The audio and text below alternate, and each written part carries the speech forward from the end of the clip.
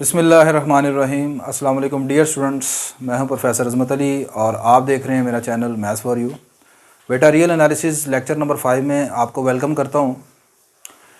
Last lecture में हमने ordered field और फील्ड का कॉन्सेप्ट जो था उसके मुतालिक डिस्कशन की थी, और उससे लास्ट लेक्चर में मैं ऑर्डर सेट और ऑर्डर ओना सेट को किस तरह डिफाइन करते हैं इसके ऊपर डिस्कशन कर चुका हूं। अगर अभी तक आपने वो प्रीवियस लेक्चर नहीं देखे तो मैंने इस कोर्स की जो कंप्लीट प्लेलिस्ट है उसका लिंक डिस्क्रिप्शन बॉक्स में रख दिया है। आप उस लिंक पर क्लिक करके प्रीवियस वीडियोस को देख सकते हैं। आज के लेक्चर में भी ये आपका प्रीवियस क्लासेस में ये चीज़ें पढ़ चुके हैं, इसी के ऊपर डिस्कशन करने जा रहा हूँ। आज हमने जिस टॉपिक पर बात करनी है बेटा वो आपके हैं upper and lower bound of a set. एक सेट के अपर और लोअर बाउंड को आप किस तरह डिफाइन करते हैं, bounded above and bounded below set क्या होता है, बाउंडेड सेट को किस तरह डिफाइन करते हैं, और supremum and infimum of set को किस तरह आप डिफाइन करते हैं। आपने अपनी कैलकुलस में पढ़ा होगा कि वहाँ पर जब अपर और लोअर बाउंड ऑफ सेट को डिफाइन करता था तो कुछ इस तरह डिफाइन कर रहा है। मैं पहले इसको डिफाइन करने लगा हूँ अपर एंड लोअर बाउंड को। मैंने कहा जी let S be a non empty S be a non empty subset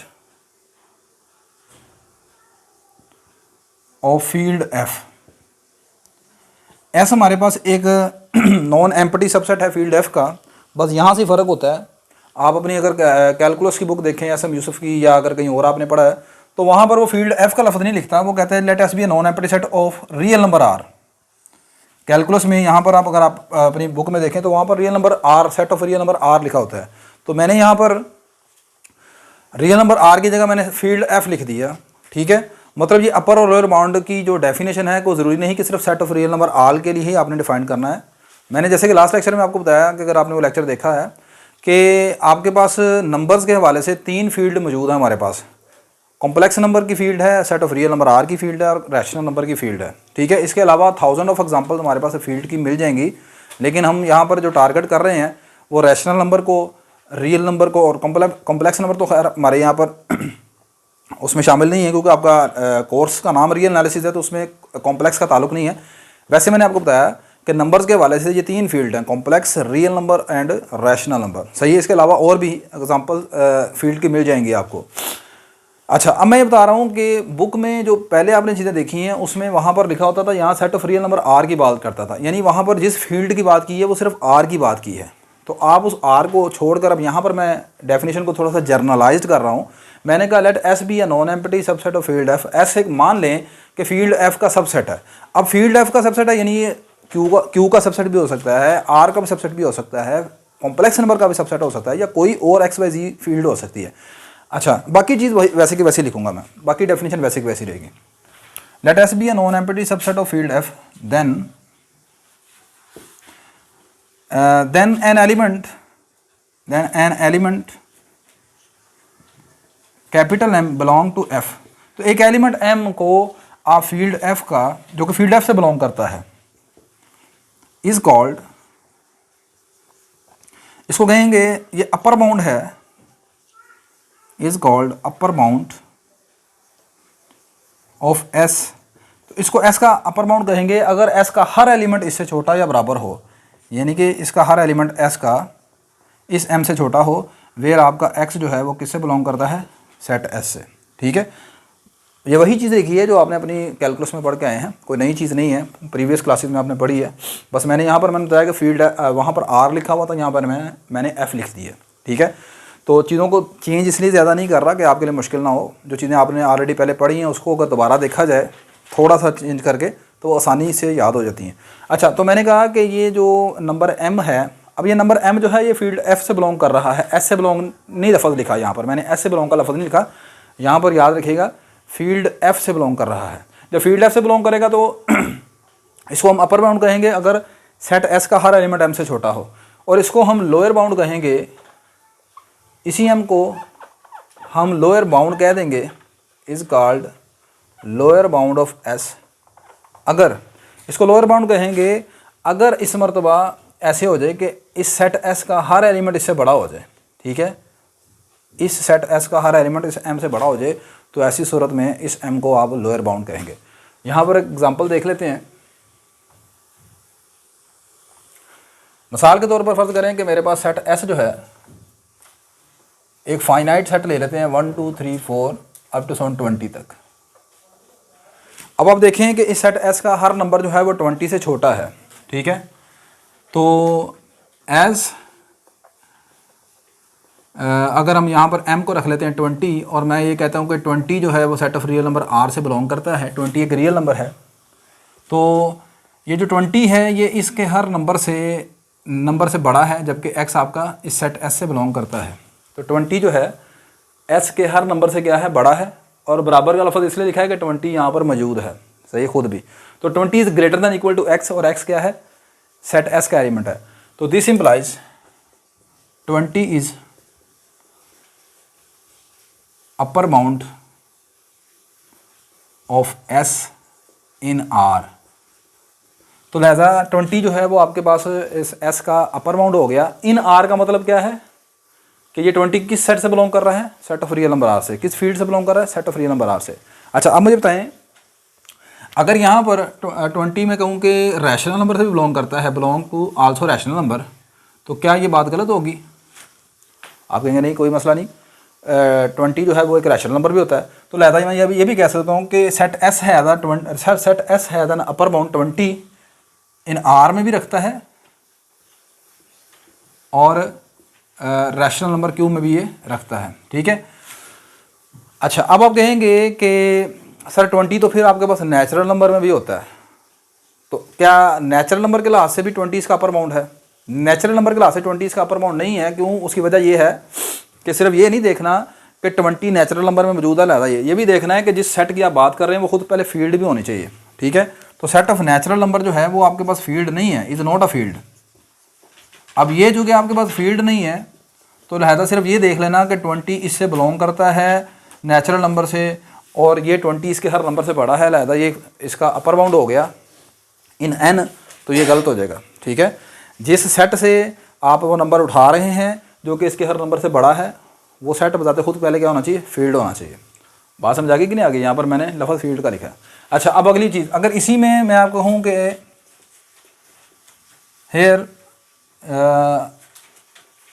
small m रख लेते हैं यहाँ पर 1 के बराबर, तो अब आप देखें कि ये जो 1 है ये सेट S के हर एलिमेंट से छोटा है, और इक्वल इसलिए है कि यहाँ पर 1 शामिल है। तो यहाँ पर 1 को मैं कहूँगा ये इसका लोअर बाउंड है, ठीक है। Lower 1 is called lower bound of S in set of real number R, ठीक है। तो लिहाजा set of real number R का एक लोअर बाउंड मिल गया हमें, ठीक है, जो कि 1 के बराबर है, सही है। अब अगर एक और एग्जांपल देखते हैं यहाँ पर,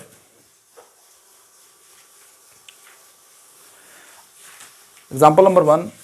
एग्जांपल नंबर 2 में देखें, मेरे पास फर्ज करें सेट S इस तरह है 1/n such that n belong to set of real number n। अब मेरे पास सेट ऐसे है, S ऐसे है। अगर मैं S के एलिमेंट्स आपको लिखने के लिए कहूँ तो सेट S के एलिमेंट्स आप इस तरह लिखेंगे कि S में कुछ इस तरह के एलिमेंट है। n की जगह पहले 1 पुट करेंगे, क्योंकि नेचुरल नंबर आपका 1 से स्टार्ट होता है। 1 पुट करेंगे, इसका जवाब 1 आएगा। 2 पुट करेंगे, जवाब 1/2 आएगा। 3 पुट करेंगे, 1/3 आएगा। 4 पुट करेंगे, 1/4 आएगा। अप टू सो ये चलता जाएगा। अब इस सेट S में ये आप वेरिएशन करते जाएंगे, ठीक है। इसका आखिरी नंबर क्या बनेगा? इसका आखिरी नंबर किस नंबर की तरफ जाएगा? 0 की तरफ जाएगा। जाहिर सी बात है, जब आप n बहुत बड़ा लार्ज नंबर पुट करेंगे, और बहुत बड़ा लार्ज नंबर पुट करने का मतलब है कि n अप्रोचेस टू इन्फिनिटी कर दिया, तो n अप्रोचेस टू इन्फिनिटी पर इसका आंसर आएगा 1/infinity डैट अप्रोचेस टू 0। तो इसके तमाम नंबर जो हैं वो 0 की तरफ अप्रोच कर रहे हैं जितना जितना आप n बढ़ाते जाएंगे।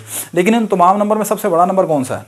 1 है। तो अगर मैं कहूँ कि इसका आपने अपर बाउंड निकालना है, तो इसका अपर बाउंड कौन सा होगा? 1 होगा। अपर बाउंड का मतलब है ऐसा नंबर, फील्ड F में से ऐसा नंबर जो इसके तमाम नंबरों से क्या हो, बड़ा हो या बराबर हो। तो यहाँ पर इस सेट S का अपर बाउंड जो है, अपर बाउंड इज़ 1, ठीक है। और मैं कहता हूँ कि ये जो 1 है ये set of real number R से बिलोंग करता है, Q से भी बिलोंग करता है। लिहाजा इस सेट S का अपर बाउंड आपके पास 1 है, ठीक है, जो कि R में भी है और Q में भी है। क्लियर होगी बात क्या नहीं? अभी मैं R और Q को बीच में क्यों मिक्स कर रहा हूँ, बार बार R क्यों कह रहा हूँ, उसकी मैं वजह अभी आपको बताता हूँ। अच्छा, अब अगर मैं इसका कहूँ कि आपको इसका सबसे स्मॉलेस्ट नंबर बताएं, ठीक है, तो इसका लोअर बाउंड जो है, lower bound is 0। Lower bound is 0, और 0 बिलोंग करता है R में भी और क्यू में भी। लिहाजा इस सेट का लोअर बाउंड भी मिल जाता है, इसका अपर बाउंड भी मिल गया आपको, ठीक है। अब देखिए इसका जितने इसमें आप यानी कि जितनी मर्जी वैल्यू लगाते जाएँ आंसर छोटे होते जाएंगे, लेकिन एग्जैक्टली 0 के बराबर नहीं आएंगे, ये चीज़ आप जानते हैं, ठीक है। कैलकुलस में इतना कुछ आप पढ़ के आए हैं। अब मैं आपसे ये पूछना चाहता हूँ कि इस एग्जांपल में आपने देखा कि इसका अपर बाउंड 20 निकला, 20 सेट में बिलोंग करता है, आप कहेंगे ये 20 उस सेट एस में बिलोंग करता है। अच्छा, इसका लोअर बाउंड 1 निकला, 1 इस सेट से बिलोंग करता है, आप कहेंगे जी बिल्कुल बिलोंग करता है। अब इस एग्जांपल में देखें, इसका अपर बाउंड निकला 1, क्या अपर बाउंड 1 इसमें है? बिल्कुल नज़र आ रहा है 1 इसमें है। इसका लोअर बाउंड निकला 0, क्या 0 इसमें है? 0 इसमें नहीं है। अब यहाँ से ये रिजल्ट आपने याद रखना है कि किसी सेट में उसका अपर बाउंड उस सेट से बिलोंग कर भी सकता है, बिलोंग नहीं भी कर सकता। इसी तरह लोअर बाउंड जो है वो सेट से बिलोंग कर भी सकता है, नहीं भी कर सकता, ठीक है। जिस सेट का आप अपर बाउंड निकालना चाह रहे हैं, ठीक है, अब मैंने इसका अपर बाउंड निकालना है एस का, तो एस का अपर बाउंड इस सेट से बिलोंग कर भी सकता है, नहीं भी कर सकता, ठीक है। Upper bound, upper and lower bound दोनों के मतलब बात कर लेते हैं। Upper and lower bound may or may not belong to set, given set। आपका अपर और लोअर बाउंड दोनों गिवन सेट से बिलोंग कर भी सकते हैं, नहीं भी कर सकते। अच्छा, अब एक तीसरी एग्जांपल जरा देखें। मेरे पास सेट एस इस मरतबा ऐसे है, x belong to q such that x square is less than 2 और x क्या है ग्रेटर देन 0 यानी पॉजिटिव है। मैंने सेट ऐसे इस तरह बनाया है, वो तमाम रैशनल नंबर जिनका स्क्वायर 2 से छोटा है और वो पॉजिटिव हैं, यानी कि आपका x जो है वो 0 से बड़ा है और स्क्वायर रूट 2 से छोटा है। यहाँ से अब अगर आप x की वैल्यू निकाल लें तो यहाँ से x आ जाएगा लेस देन अंडर रूट 2, मतलब आपका x जो है इसके दरमियान है, 0 less than x less than under root 2 है, ठीक होगी बात ये। तो इस सेट में तमाम एलिमेंट्स जो हैं वो कौन से होंगे, जो कि अंडर रूट 2 से छोटे हैं और 0 से बड़े हैं, यानी कि ऐसे है x बिलोंग करता है 0 से लेकर अंडर रूट 2 के दरमियान। ये आपके पास अगर x इक्वल टू 0 है, अंडर रूट 2 यहाँ पर है, तो इसमें ये तमाम नंबर शामिल हैं इस सेट क्यू में, ठीक है। अब अगली इंपॉर्टेंट चीज़ जो मैं आपसे पूछना चाह रहा हूँ, ये बताएं मुझे कि इसके तमाम नंबर इस नंबर अंडर रूट 2 से छोटे हैं, ठीक है, अंडर रूट 2 से छोटे हैं, ठीक है। क्या अंडर 2 इस सेट से बिलोंग करता है? बिलोंग नहीं करता। ये लेस देन इक्वल का निशान लगाया हुआ मैंने, लेस देन है, ठीक है। और अगली बात सुने ज़रा, इसका पहले अपर बाउंड बताएं मुझे क्या है, इसका अपर बाउंड क्या निकलेगा। अपर बाउंड का मतलब है एक ऐसा नंबर जो कि सेट एस के तमाम नंबरों से बड़ा या बराबर हो, ऐसे ही है ना। तो under 2 is an upper bound of set S. Under 2 जो है वो अपर बाउंड है सेट एस का, ये तो आपको क्लियर आ गया। इसका मतलब एस का एक अपर बाउंड आपको मिल गया, आप कहेंगे इसमें तो कोई शक वाली बात नहीं है। अगली जो इंपॉर्टेंट चीज़ मैं बताना चाह रहा हूँ, उसकी तरफ गौर से देखिएगा। ये अंडर 2 जो आपको अपर बाउंड मिला है, या अपर बाउंड ज़ाहिर सी बात है किसी फील्ड एफ से बिलोंग करना चाहिए ना। अपर बाउंड की जब आपने डेफिनेशन की थी तो आपने कहा था एक कैपिटल एम, एक नंबर एम है जो कि फील्ड एफ से बिलोंग करता है, उसे एस का अपर बाउंड कहेंगे अगर एस के तमाम नंबरों से वो बड़ा हो। तो आपको नज़र आया कि अंडर 2 एक नंबर है जो कि सेट एस के तमाम नंबरों से बड़ा है, ठीक है। लिहाजा ये अपर बाउंड मिल गया, इसमें तो कोई शक नहीं है। लेकिन ये मुझे बताएं कि ये अपर बाउंड आपने उठाया किस सेट से है, ये किस फील्ड से बिलोंग करता है। तो आप कहेंगे जी अंडर 2 जो है वो बिलोंग करता है set of real number R से, क्योंकि आर में दोनों तरह के नंबर हैं, रैशनल भी और इरेशनल भी, और अंडर 2 कौन सा नंबर है? इरेशनल नंबर है। अब इस मरतबा मुझे बताएं कि क्या अंडर 2 जो है वो क्यू से बिलोंग करता है? आप कहेंगे जी बिल्कुल नहीं बिलोंग करता, क्योंकि क्यू होता है रैशनल नंबर और अंडर 2 क्या है? इरेशनल नंबर है। तो लिहाजा यहाँ पर एक बात ये देखनी पड़ेगी कि यहाँ पर जिस फील्ड के मुतालिक हम बात करेंगे कि जिस फील्ड में से ये जिस फील्ड का नंबर इसका अपर बाउंड बना है वो क्यू नहीं है, वो रियल नंबर है। तो यहाँ पर इसलिए मैंने यहाँ पर लफ्ज़ खाली फील्ड एफ़ का जिक्र किया है, वो यहाँ पर इस लिहाज से इम्पोर्टेंस रखता है कि सिर्फ रियल नंबर की या रैशनल नंबर की बात नहीं करेंगे हम, वो डिपेंड करती है कि अपर बाउंड आपने किस सेट से उठाया है। मतलब हर किस्म की फील्ड जो है वो किसी दूसरे सेट के लिए उसका एलिमेंट अपर बाउंड नहीं बन जाता, ये कोई ज़रूरी नहीं है। तो अंडर 2 इसका अपर बाउंड ज़रूर है, या मैं इसको इस सारी बात को सिर्फ ऐसे लिख लूँगा, so S has upper bound, S का एक अपर बाउंड मिल गया है, S has upper bound under to in R. ठीक है, तो समटाइम ये मेंशन करना ज़रूरी होता है कि भाई उसका अपर बाउंड मिला है किस फील्ड में से मिला है, सही है, ये मेंशन करना ज़रूरी होता है। So S has an upper bound under to in R. अब अगर मैं कहूँ कि S has an upper bound in Q तो वो बात गलत है। ठीक है, एस का अपर बाउंड ज़रूर है, अंडर टू है, लेकिन वो क्यू में नहीं है। ठीक है, नेक्स्ट अब अपने टॉपिक अगले की तरफ चलते हैं। Bounded above and bounded below set क्या होता है। ठीक है, bounded above bounded below set क्या है। अगर किसी सेट का आपको अपर बाउंड मिले तो हम उसे कहते हैं वो बाउंडेड अबव है, और अगर उसका कोई लोअर बाउंड मिल जाए तो उसे हम कहते हैं वो बाउंडेड बिलो है। ठीक है, if a set has an upper bound then it is called bounded above set, और अगर कोई सेट जिसका लोअर बाउंड आपको मिलता है उसे आप क्या कहते हैं, बाउंडेड बिलो है। मिसाल के तौर पर एग्जांपल नंबर 1 में आपको इसका एक अपर बाउंड 20 मिल गया, लिहाजा एस जो है वो बाउंडेड अबव है। इसी तरह ही इसी एग्जांपल में आपको एस का एक लोअर बाउंड 1 मिल गया, लिहाजा एस जो है वो बाउंडेड बिलो भी है। ठीक है, बात समझ आ गई कि नहीं आ गई। अब इस एग्जांपल में एस में यहाँ पर भी आपको इसका एक अपर बाउंड 1 मिल गया और इसका लोअर बाउंड 0 भी मिल गया, लिहाजा ये भी सेट जो है एस जो है वो बाउंडेड अबव भी है, बाउंडेड बिलो भी है in set of real number R के लिहाज से। ठीक है, अब मिसाल के तौर पर मैं एक सेट लिखता हूँ जो कि बाउंडेड अबव या बाउंडेड बिलो ना हो, उसकी एग्जांपल भी मैं आपके सामने रख लेना कहूँ।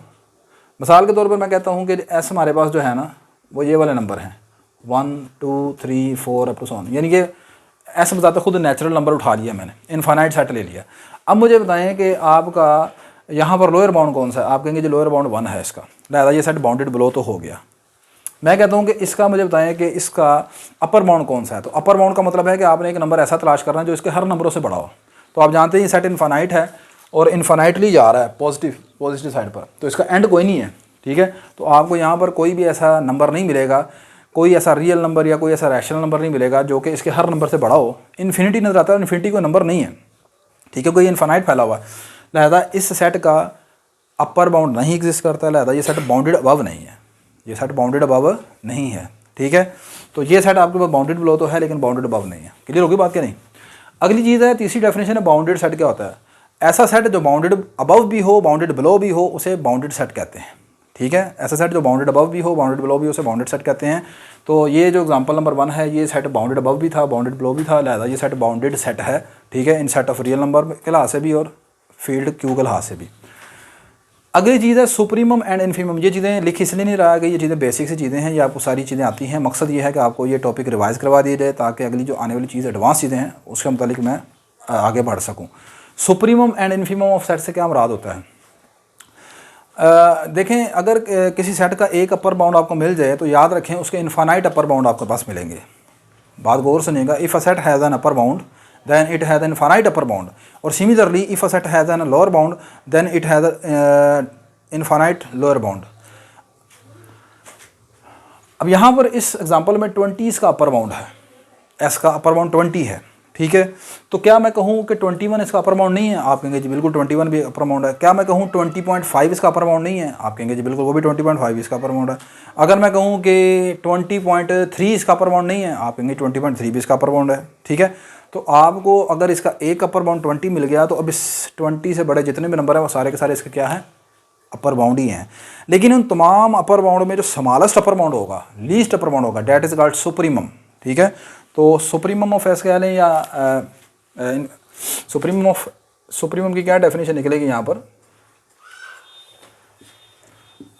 लीस्ट और स्मॉलेस्ट अपर बाउंड, लीस्ट और smallest upper bound, smallest upper bound is called supremum. ठीक है, उसे आप सुप्रीमम कहते हैं। और अगर ये सेट एस का सुप्रीमम निकाला है तो इसे शॉर्टकट लिखते हैं सुप्रीमम ऑफ एस, SUPS। ठीक है, अगर सुप्रीमम ऑफ निकाला है सेट ए का तो यहाँ पर सुप्रीमम ऑफ ए आ जाएगा। ठीक है, तो उन तमाम अपर बाउंड में से जो सबसे स्मॉलेस्ट सुप्रीमम होगा, ठीक है, स्मॉलेस्ट जो अपर बाउंड होगा उसे सुप्रीमम कहेंगे। तो इस एग्जांपल में जो 20 है वो इसका अपर बाउंड तो है लेकिन उसे हम सुप्रीमम कहेंगे। ठीक है, इसी तरह ही इन्फीमम होता है कि अगर किसी सेट के आपके पास किसी सेट का एक लोअर बाउंड आपको मिल जाए तो उसके इनफाइनाइट लोअर बाउंड होंगे। ठीक है, तो उन तमाम लोअर बाउंड में से जो सबसे बड़ा लोअर बाउंड होगा, ठीक है, उसे इन्फीमम कहते हैं, ठीक है। तो ग्रेटेस्ट और लार्जेस्ट लोअर बाउंड, इन्फीमम की जो डेफिनेशन है वो बनती है इन्फीमम ग्रेटेस्ट और largest lower bound is called infimum, ठीक है। और इन्फीमम ऑफ सेट एस को आप लिखेंगे INFS। बात समझ आ गई कि नहीं आ गई? तो इस सेट एस में, इसी सेट एस में अगर आप देख लें तो इसका एक लोअर बाउंड आपको मिला था 1। अब अगर 1 इसका लोअर बाउंड है, लोअर बाउंड का मतलब क्या था, ऐसा नंबर जो इसके हर नंबर से छोटा हो, ठीक है। तो अगर 1 इसका लोअर बाउंड है तो 1 से छोटे जितने भी नंबर है सारे के सारे इसके लोअर बाउंड है। मिसाल के तौर पर 0.5 की बात करूँ तो क्या 0.5 इसके हर नंबर से छोटा नहीं है? छोटा है, तो लिहाजा 0.5 इसका लोअर बाउंड है। क्या 0.99 इसका लोअर बाउंड नहीं है? आप कहेंगे 0.99 भी इसका लोअर बाउंड है। तो उन तमाम लोअर बाउंड से जितने भी छोटे नंबर आपके पास निकलेंगे, ठीक है, उन सब लोअर बाउंड में से जो सबसे बड़ा लोअर बाउंड होगा, जो कि यहाँ पर 1 है, तो 1 यहाँ पर क्या होगा, इसका इन्फीमम कहलाएगा। तो इस सेट का जो इन्फीमम अगर आपको कहा जाए इन्फीमम ऑफ एस, तो वो किसके बराबर है? 1 के बराबर है। अगर इस सेट का सुप्रीमम निकाला जाए, सुप्रीमम ऑफ एस, तो वो आपके पास क्या है? 20 है। क्लियर होगी बात क्या नहीं? तो आई होप कि आज के लेक्चर की बेटा आपको समझ आ गई होगी। मेरी ये वीडियो अगर आपके लिए हेल्पफुल है तो मेरी इस वीडियो को आप लाइक करें, शेयर करें, मेरे चैनल को सब्सक्राइब करें। इंशाल्लाह नेक्स्ट लेक्चर में फिर एक नए टॉपिक पर हम डिस्कशन करेंगे। ये जो प्रीवियस लेक्चर्स या जो लेक्चर मैं डिलीवर कर रहा हूँ, इनको साथ साथ आप देखते जाया करें, ठीक है। अगर मैंने पहले भी बताया कि अगर एक सीटिंग में तो पूरा लेक्चर देखना पॉसिबल नहीं होता, तो उसको वीडियो को थोड़ा थोड़ा करके देख लिया करें, लेकिन वीडियो को स्किप ना किया करें। जब आप स्किप करते हैं तो जो इंपॉर्टेंट कंसेप्ट की चीज़ें होती हैं वो मिस हो जाती हैं। तो अल्लाह हाफ़िज़ जी।